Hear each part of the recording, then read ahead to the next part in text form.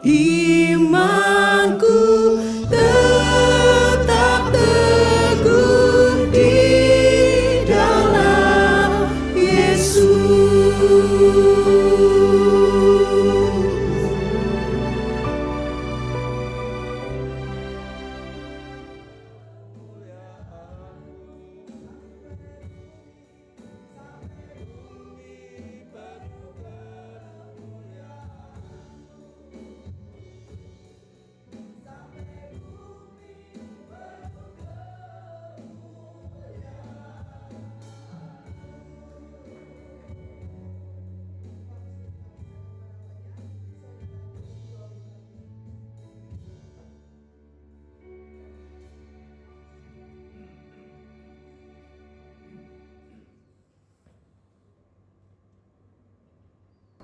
Bapa di surga, kami rindu mendengarkan suara-Mu, firman-Mu yang Kau nyatakan di dalam satu pribadi, yaitu Yesus Kristus Sang Sabda, yang hidup, yang telah menjadi manusia, yang tinggal bersama kami, beserta dengan kami, dan selalu bersama dengan kami.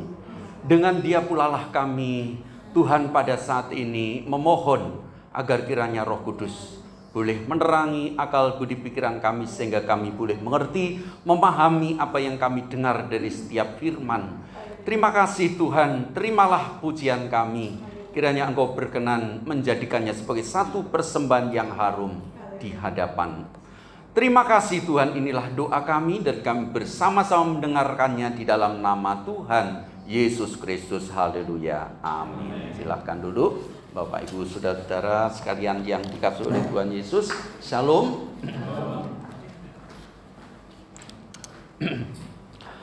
Di sore hari ini kita boleh bersama-sama kembali belajar firman Tuhan. Ya, belajar adalah salah satu perilaku yang sangat begitu ideal bagi kita sebagai orang-orang percaya untuk menjadi murid Yesus, ya. Kalau kemarin pada hari ulang tahun gereja kita, Bapak Andre Tunggal menjelaskan bagaimana kita sebagai orang Kristen menjadi anggota gereja itu sebenarnya bukan hanya sekedar sebagai anggota atau member, tetapi harus lebih dari itu, yaitu menjadi seorang murid yang mau mendengar dan selalu mau membuka hati dan memberikan dirinya untuk diajar firman Tuhan. Salah satunya adalah kesempatan sore hari ini dan setiap minggu kita memberikan diri kita untuk diajar oleh firman Tuhan.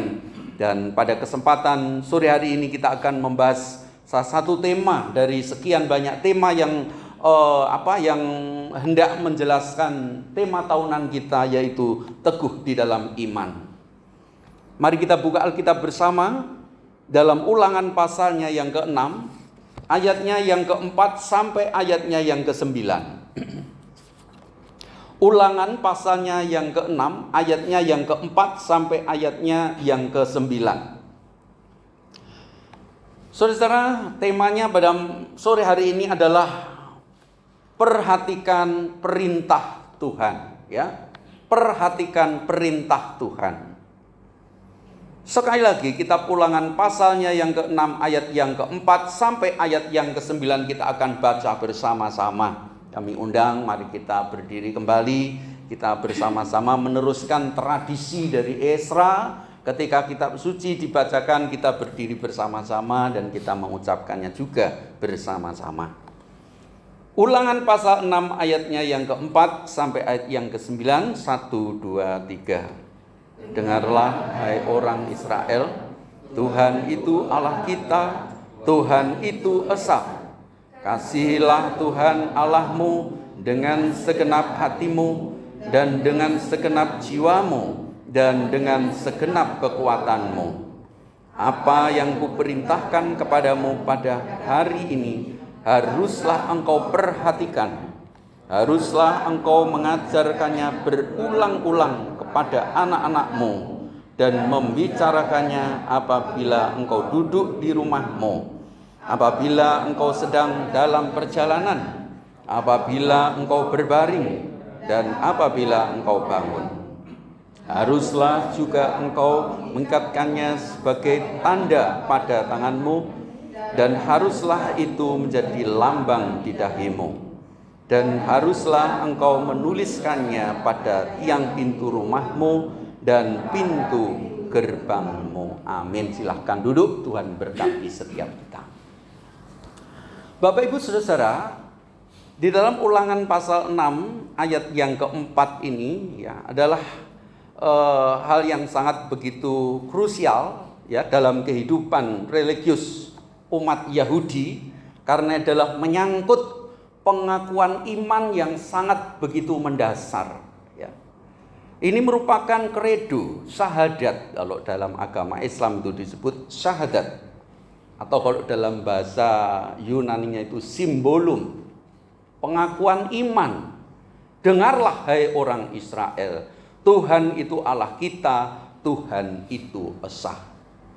Ayat ini selalu diperdengarkan ketika bangsa Israel atau orang Yahudi mereka hendak menunaikan ibadat pagi, siang, dan malam. Ya, dalam bahasa Ibrani-nya itu kurang lebihnya Shema Israel, itu ya, Elohi, ya kurang lebihnya seperti itulah. Seperti orang Muslim sedang membaca Al-Quran.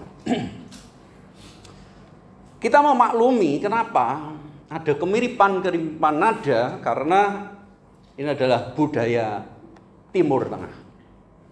Mereka memanggil masyarakat Israel supaya mereka ya dalam tradisi sesudah mereka cukup begitu mapan di dalam keagamaan, mereka memanggil, mengingatkan supaya mereka ingat bahwa Tuhan itu Allah kita. Tuhan itu esa. Dipertegas dengan tanda seru, artinya ini bukan main-main. Tuhan itu esa. Tuhan itu satu. Tuhan satu itu jangan dipahami bahwa kita memahaminya sebagai Allah yang satu secara intelektual. Tetapi kita memahami Allah yang satu itu adalah Allah yang satu-satunya di dalam diri kita. Betapa banyak orang-orang Kristen yang masih belum mengesahkan, mentuhankan di dalam dirinya bahwa Tuhan itu satu di dalam dirinya. Sebagai contohnya, kalau ada orang-orang Kristen, mereka yang mengalami banyak persoalan-persoalan sakit, kesulitan-kesulitan kehidupan, kalau doa tidak terkabul, mereka sudah tidak lagi bahwa Tuhan itulah satu-satunya yang dapat menolongku. Tuhan itulah satu-satunya pribadi yang dapat menyembuhkanku. Maka mereka datang ke tempat-tempat ilah-ilah, dukun-dukun, suhu-suhu, dan macam-macam. Ini adalah salah satu bentuk pengingkaran, pengkhianatan terhadap pengakuan iman bahwa Allah itu esa. Kasihilah Tuhan Allahmu, yaitu Allah yang esa itu, dengan segenap hatimu dan dengan segenap jiwamu dan dengan segenap kekuatanmu. Segenap, seutuhnya. Artinya bahwa kasih itu tidak dapat dibagikan.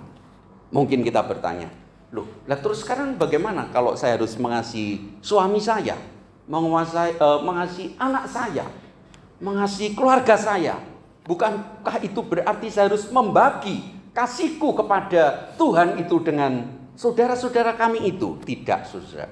Kasih kita kepada sesama kita, kepada anak kita, kepada suami kita, kepada istri kita itu lahir dari kasih kita yang utuh kepada Allah itu. Jadi kita mengasihi Allah 100%, ya, dengan segenap kekuatan kita, dengan segenap akal budi kita, pengertian kita, maka kita pun juga mengasihi istri kita, suami kita, anak kita, saudara kita pun juga harus dengan segenap hati.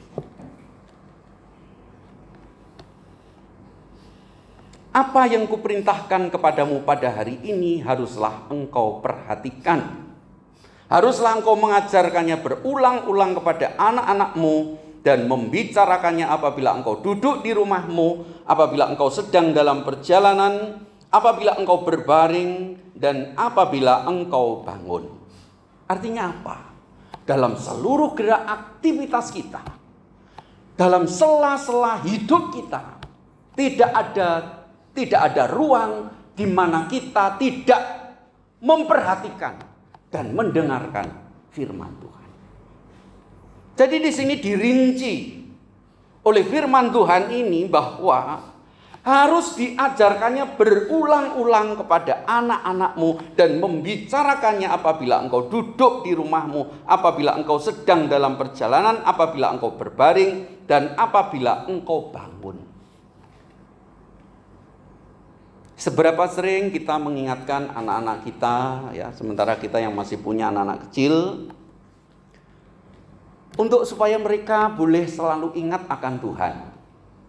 Mengajak mereka, menggiring mereka untuk datang di sekolah minggu, supaya mereka sejak dini sudah dilatih mendengar firman Tuhan. Kita berharap melalui itu anak-anak kita nanti menjadi anak-anak yang baik, anak-anak yang mendengarkan Tuhan tentu akan mendengarkan orang tuanya. Itulah doa kita. Tetapi seringkali juga orang tua kurang memberi teladan yang baik kepada anak-anaknya. Anak-anak disuruh rajin datang sekolah minggu, tapi orang tua kadangkala juga masih sulit untuk rajin ke gereja.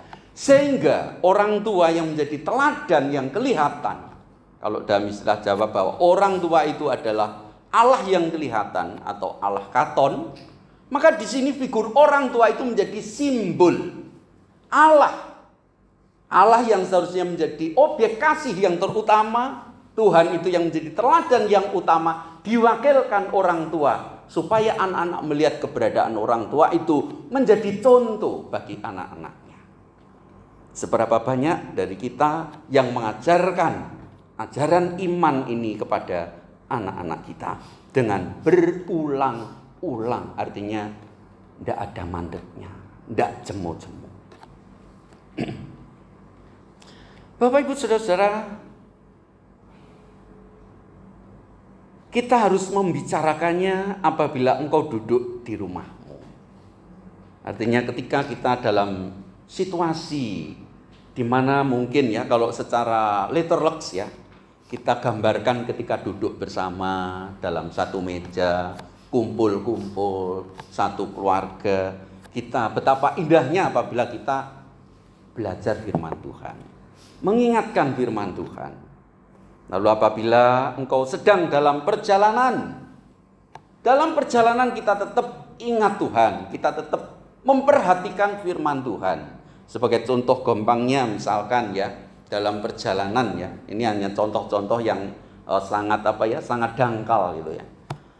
Ketika kita ada di lampu merah, ya sudah jelas kalau lampu merah kita harus berhenti ya. Tetapi karena kita pengen cepat-cepat atau memang sudah tidak mau menghiraukan aturan, langsung saja nerobos. Padahal kalau kita mau ingat firman Tuhan, ketaatan kita sedang diuji, saudara-saudara. Mungkin kita bertanya, loh itu kan bukan firman Tuhan, itu kan rambu-rambu lalu lintas. Kita seringkali berpikir secara dikotomi. Kita memisahkan seolah-olah peraturan manusia itu bukan peraturan Tuhan. Kalau peraturan Tuhan ini loh di dalam Alkitab. Padahal aturan-aturan di dalam dunia ini juga seringkali juga mencerminkan situasi dan hati kita, ketaatan, kepatuhan kita kepada Tuhan. Sebab apa? Kalau misalnya di lampu merah itu saudara kita nerjang saja. Tanpa kita tahu, tiba-tiba dari sebelah kiri ada kendaraan yang lebih kencang. Kira-kira apa yang terjadi? Kira-kira apa Bapak Ibu yang terjadi? Kecelakaan, tabrakan. Kalau sudah seperti itu, gak cukup 1.000 ya. Urung dandani pedae, belum lagi dandani awake. Artinya bahwa ketaatan kita seringkali memang sungguh-sungguh harus ditunjukkan dalam seluruh lini kehidupan kita, dalam seluruh aspek kehidupan kita. Bahkan ketika kita di jalan, saudara-saudara ya, naik sepeda motor, naik sepeda pancal, jalan kaki, naik mobil, numpang angkot, kita selalu ingat Tuhan, kita selalu memuji Tuhan. Itu pun juga merupakan satu proyeksi bahwa kita sungguh-sungguh akrab memperhatikan Tuhan. Lalu apabila engkau berbaring dan apabila engkau bangun, saudara-saudara yang dikasihi Tuhan Yesus, artinya bahwa di tempat tidur pun kita juga harus tetap ingat Tuhan. Bahkan ketika bangun pun kita juga harus ingat Tuhan. Bentuk konkretnya apa? Bentuk konkretnya ya kalau kita mau berbaring, mau tidur ya harus doa dulu, minimal ya. Ketika bangun kita juga harus pertama-tama ucapkanlah syukur. Saudara-saudara, gereja itu punya tradisi doa-doa yang disampaikan pada malam hari, pada pagi hari, siang hari. Kalau dalam gereja purba itu sampai 7 kali dalam sehari, seperti dalam kitab Mazmur itu. Semuanya itu dalam rangka mensyukuri berkat Tuhan yang Tuhan anugerahkan kepada kita.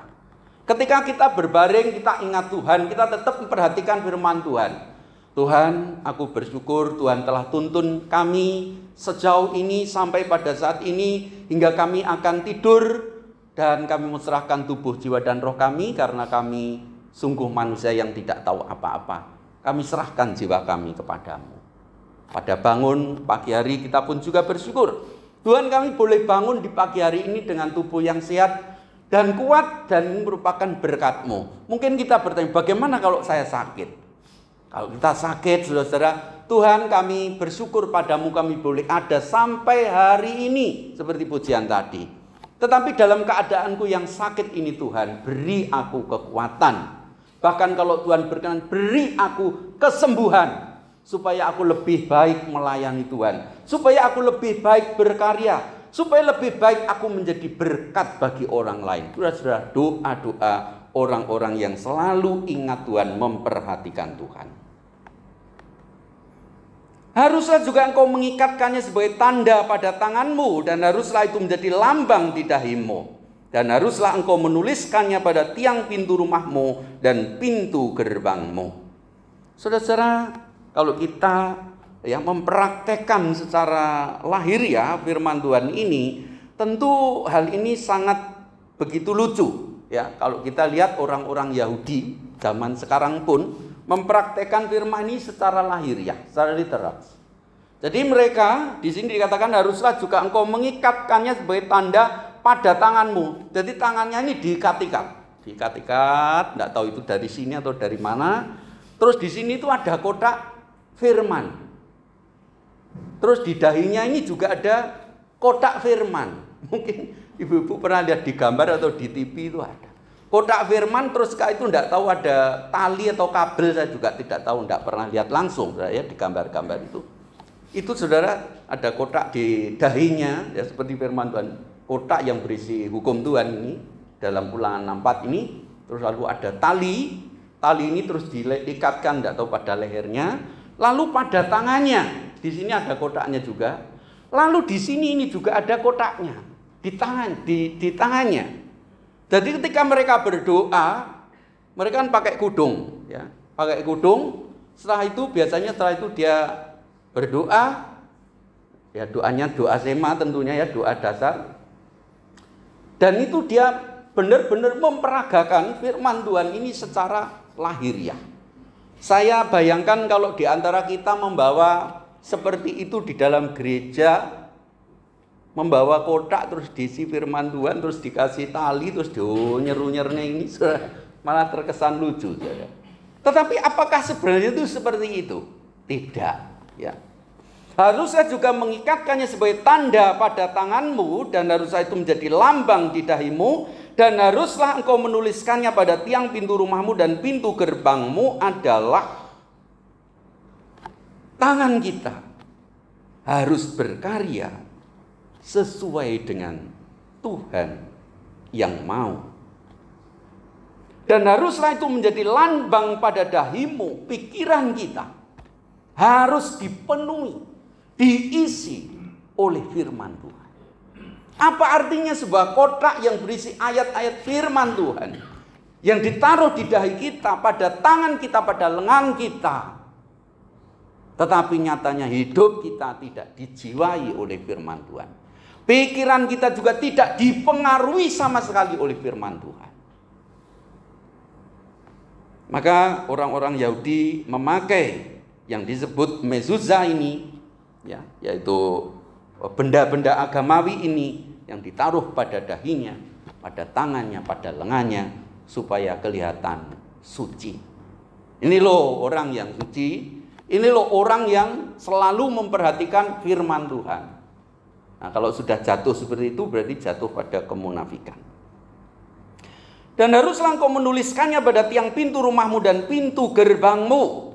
Ini dalam tradisi Yahudi ini masih dipraktekkan sampai sekarang ini. Kalau saya perhatikan di Google, ya, di rumah-rumah mereka di dekat kosen itu, saudara, itu dipasang satu benda yang menurut mereka ya benda suci juga, yang disebut phylactery. Jadi di situ juga ayat-ayat firman juga, secara khusus dalam pasal 6 ayat 4 ini, Sema Israel. Supaya apa? Tidak tahu. Mungkin supaya selamat. Jadi keluar masuk selamat. Keluar masuk selamat. Padahal arti dari semuanya itu jauh dari itu. Haruslah engkau menuliskannya pada tiang pintu rumahmu dan pada pintu gerbangmu. Itu adalah ketika keluar, ketika kita masuk, kita harus tetap ingat. Ketika kita berada di dalam rumah Tuhan, di dalam rumah kita harus tetap ingat Tuhan, tetap ingat perintah Tuhan. Kita tetap memperhatikan perintah Tuhan.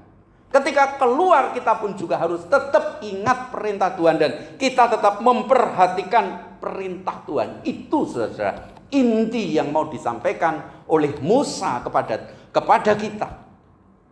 Oleh Tuhan juga buat kita pada saat sore hari ini. Kasihilah Tuhan Allahmu dengan segenap hatimu dan dengan segenap jiwamu dan dengan segenap kekuatanmu. Apa yang harus kuperintahkan pada hari ini haruslah engkau perhatikan. Jadi ayat 7 sampai ayat 9 ini adalah satu implementasi dari ketika kita mau mempraktekkan perintah untuk mengasihi Tuhan dengan segenap hati.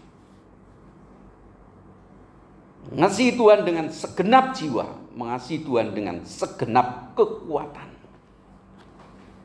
Ayat 4 ini dipertegas oleh Tuhan Yesus ya di dalam perjanjian baru, bahwa artinya bahwa perintah ini sungguh-sungguh penting di dalam kehidupan kita.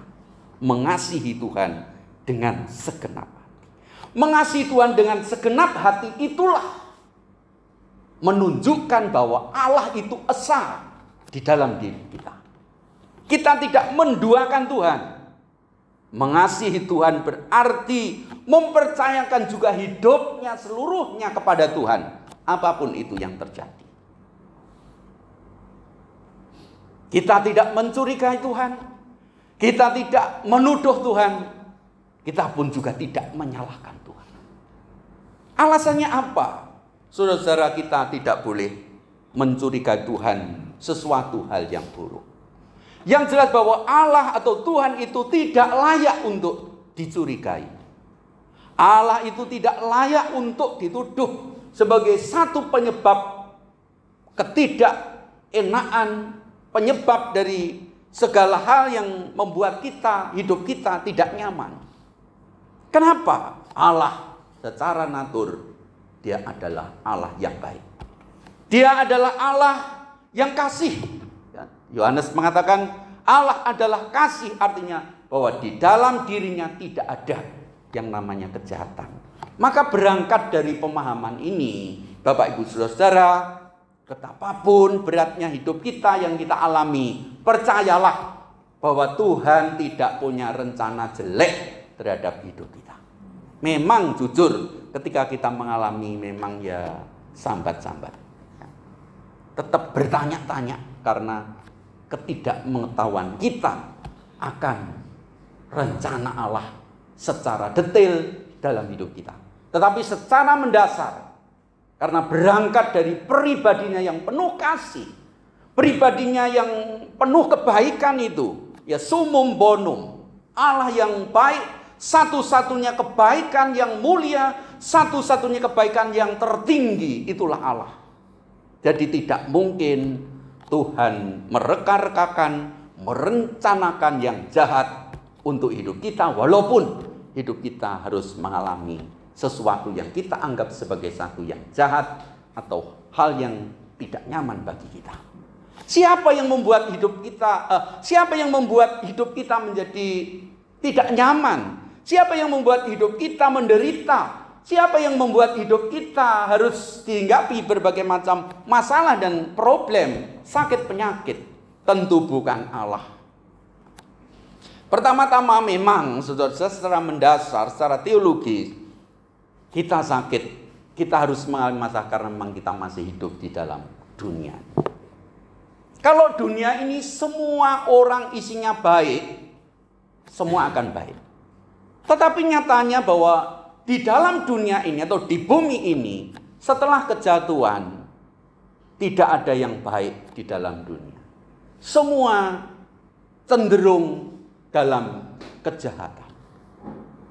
Bahkan kita harus jujur mengakui dalam diri kita punya juga natur jahat.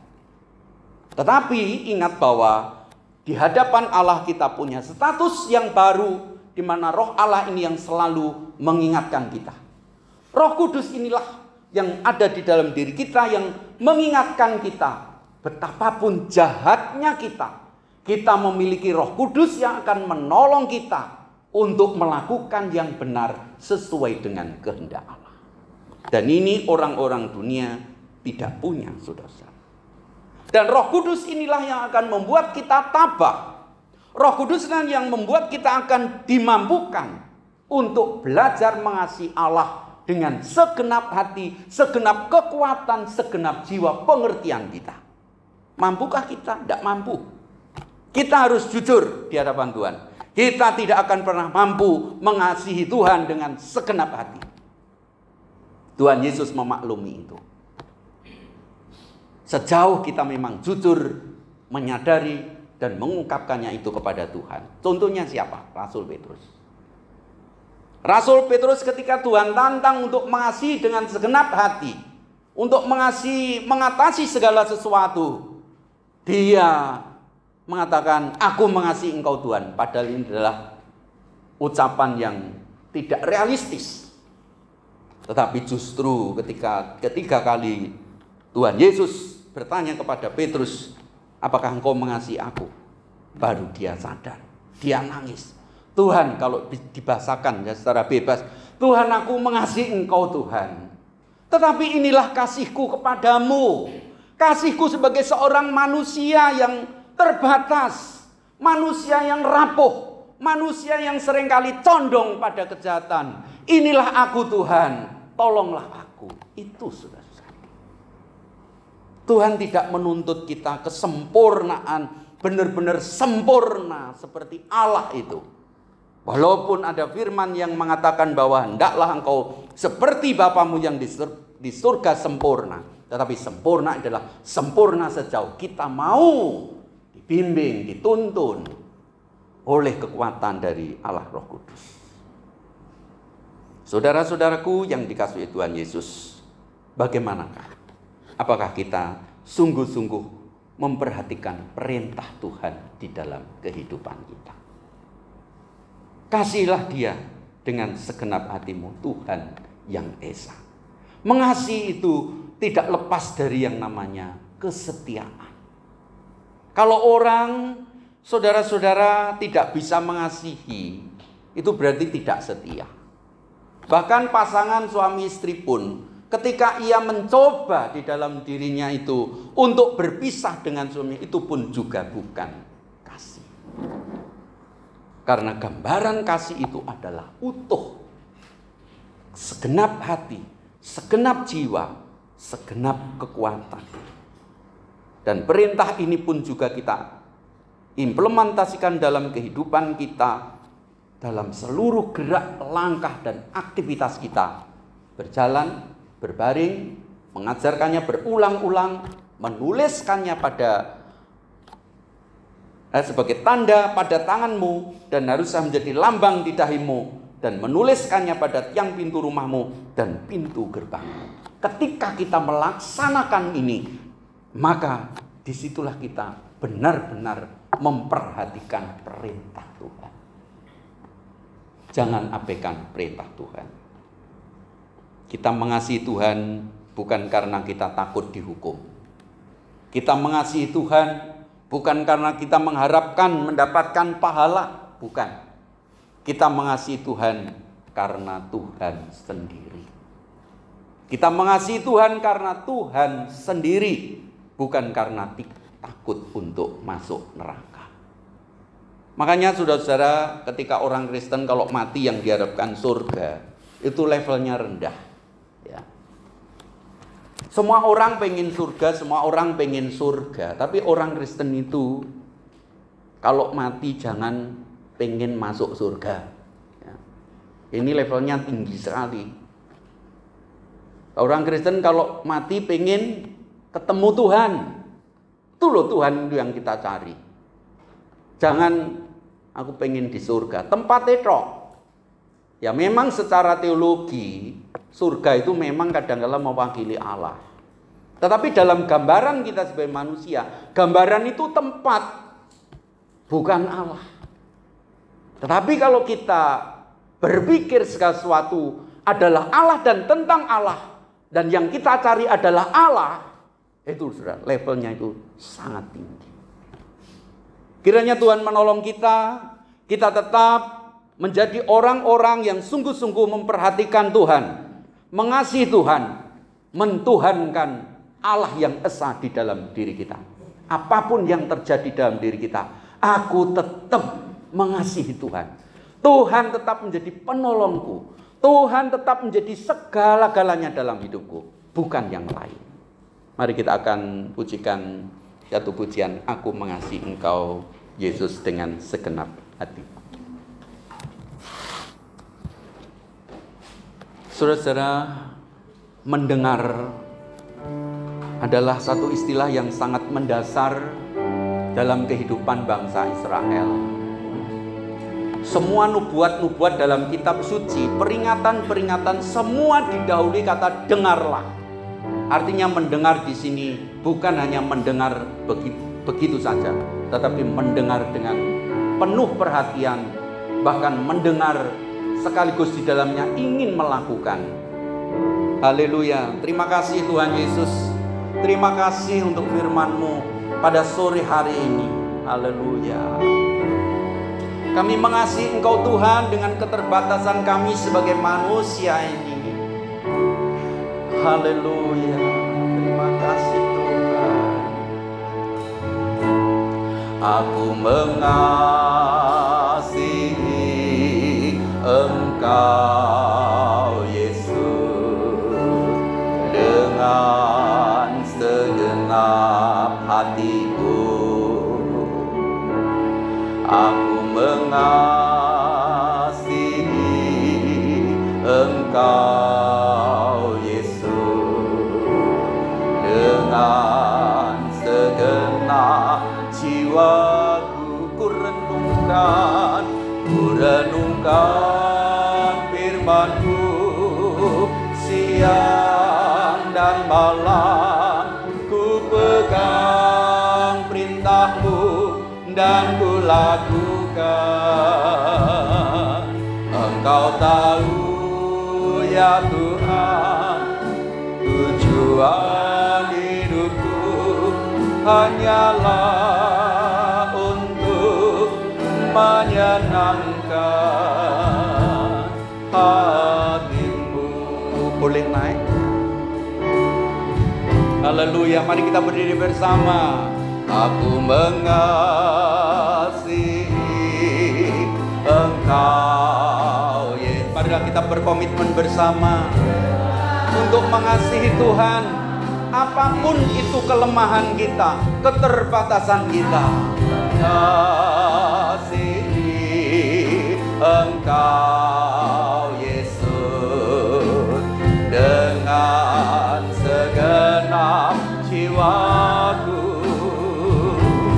Ku renungkan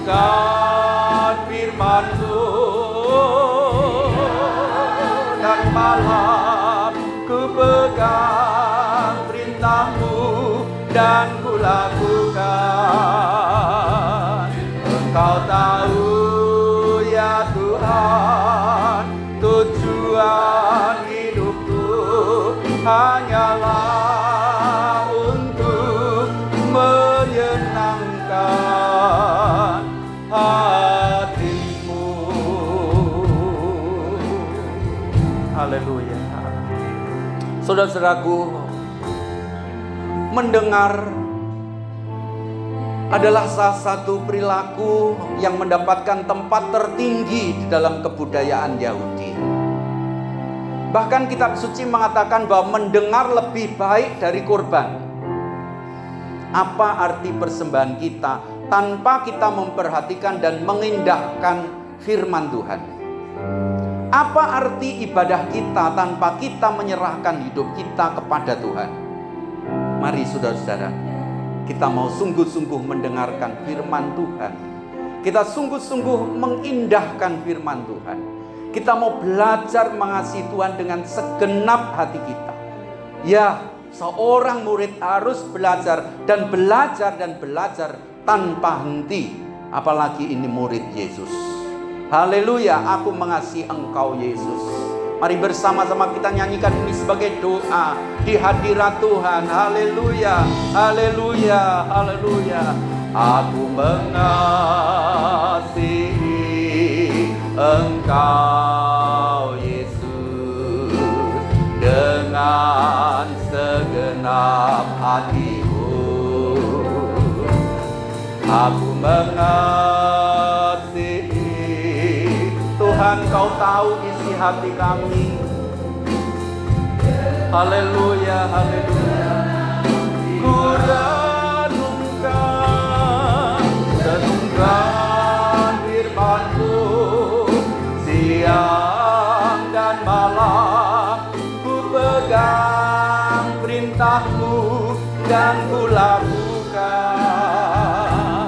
Engkau tahu ya Tuhan, tujuan hidupku hanyalah untuk menyenangkan hatimu, menyenangkan hatimu, menyenangkan hatimu, menyenangkan hatimu. Itulah Tuhan tujuan hidup kami. Ketika hati kami diterangi oleh Roh Kudus, kami rindu menyenangkan hati Tuhan. Kami rindu mengasihi Tuhan dengan segenap hati, walaupun kami tahu kami ini sangat begitu lemah dan berdosa di hadapan-Mu. Namun kami percaya Engkau telah mencurahkan Roh Kudus-Mu dalam hati kami, supaya dengan Roh Kudus itu kami dimampukan untuk terus belajar mengasihi dan mengasihi Tuhan dengan segenap hati kami, dengan segenap kekuatan kami, dan dengan segenap pengertian kami. Terima kasih Tuhan, inilah doa kami. Di dalam nama Tuhan Yesus Kristus kami berdoa serta bersyukur atas kebenaran firman-Mu. Haleluya, amin. Silakan duduk. Jemaat Tuhan, Tuhan memberkati.